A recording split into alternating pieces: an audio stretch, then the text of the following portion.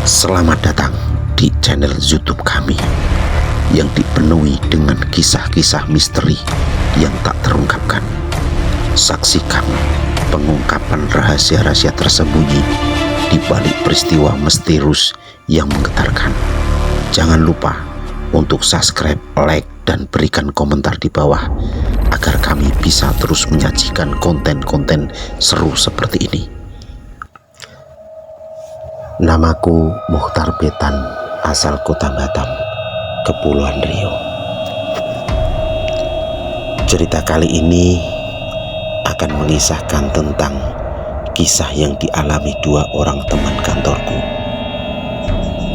Kebetulan hari ini aku ada tugas ke kantor lama, di mana aku dulu pernah bekerja di sana selama beberapa tahun sebagai pekerjaan galangan kapal. Seperti biasa, saat bertemu teman-teman, cerita mengalir begitu saja. Dari soal pekerjaan hingga cerita misteri yang dialami oleh dua orang temanku ini. Kebetulan keduanya adalah bagian marketing yang memang kadang suka pulang menjelang tengah malam ketika dihadapkan sebuah penutupan asuransi dengan sistem tender. Pada malam itu, sebut saja Beno bersama Yoko harus mengumpulkan dokumen tender untuk esok harinya. Pekerjaan tersebut memaksa keduanya untuk kerja hingga larut malam di kantor. Mereka kekurangan satu dokumen dan kebetulan letaknya ada di gudang. Saat itu waktu menunjukkan pukul 11 malam. Beno dan Yoko memang tinggal berdua saja di kantor saat itu. Sementara satpam ada di lantai bawah. Meski dengan malas-malasan, akhirnya keduanya pergi juga menuju gudang. Untuk mengusir keheningan, keduanya ngobrol, ngalor ngidul, dan menertawakan kisah-kisah lucu. Wah, gelap banget sih ini gudang, ujar Beno. Brak! Dengan isengnya, Beno menendang pintu gudang yang sudah dibuka oleh Yoko. Widih, pelan-pelan mas bro. Dah kayak polisi gerbek hotel mesum aja lo. Ayo kita cari dokumennya, kata Yoko. Sesaat sebelum masuk, Beno seperti melihat sekelebetan bayangan putih di dalam gudang. Dia sempat ragu, namun ditepisnya dengan berpikir paling itu pantulan lampu dari luar. Sudah ketemu belum? Tanya Beno. Udah nih, yuk cabut, saut Yoko. Keduanya pun keluar dari gudang itu dan mematikan lampu. Namun, sesaat sebelum lampu padam dan pintu kembali dikunci, Beno merasa seperti ada yang mencakar tangannya. Dingin sekaligus panas. Apaan tadi? Ujarnya dalam hati. Karena dalam keadaan remang-remang, Beno tidak sempat melihat bagian yang terasa panas tersebut. Namun ketika sudah kembali ke ruangan yang terang benderang, segera dilihat tangannya tadi. Go, lihat tangan gue, seru Beno. Kenapa lo Ben? Tanya Yoko.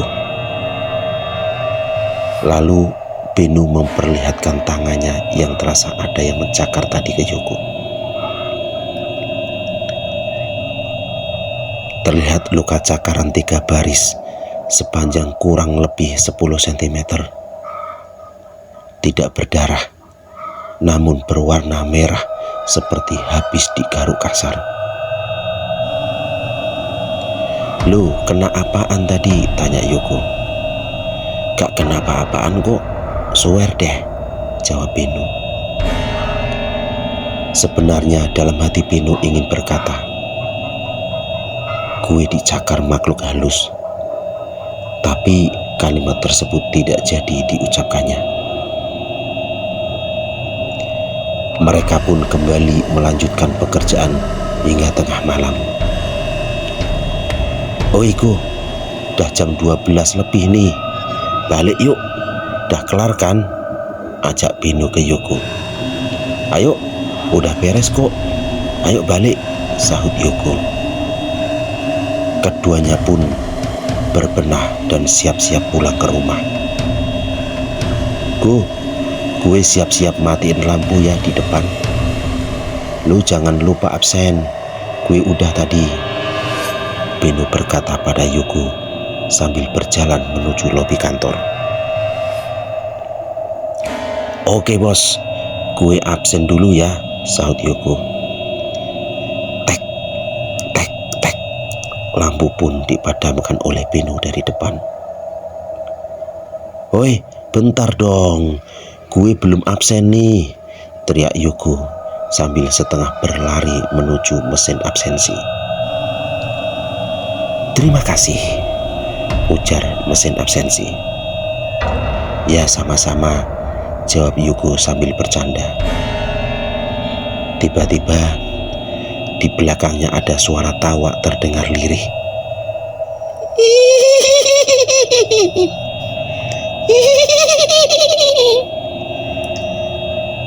Refleks Yoko menoleh ke belakang, dan astaga, tampak sosok wanita berambut panjang,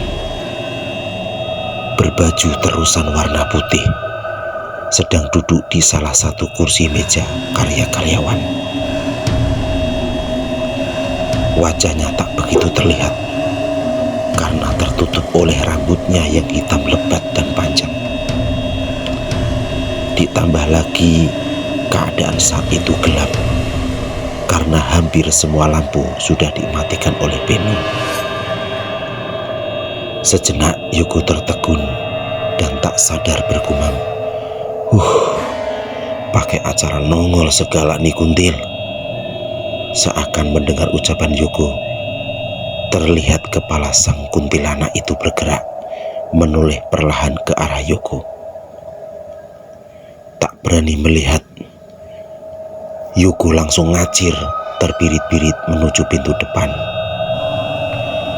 "Hoi Beno, hoi Beno, Beno, tungguin gue, kampret lo," teriaknya. Esok harinya barulah keduanya saling bertukar cerita. Beno yang dicakar kuntilanak dan Yoko yang kebagian melihat penampakannya.